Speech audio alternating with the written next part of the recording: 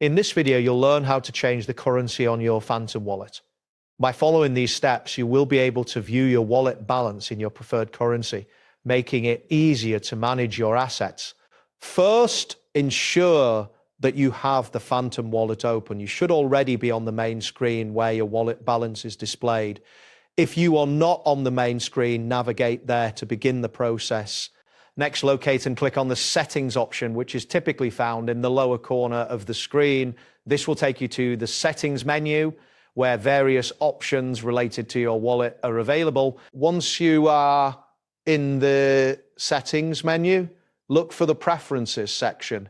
Click on preferences to access additional customizable options for your wallet. Within the preferences section, search for the option labeled currency. This setting allows you to change the displayed currency for your wallet balance. After locating currency, click on it to proceed. You will now see a list of available currencies, such as USD, USD pounds, and others. Select the currency you prefer by clicking on it.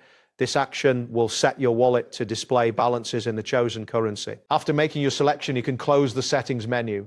The wallet will automatically update, and you should see a cannot reflected in the new currency instantly.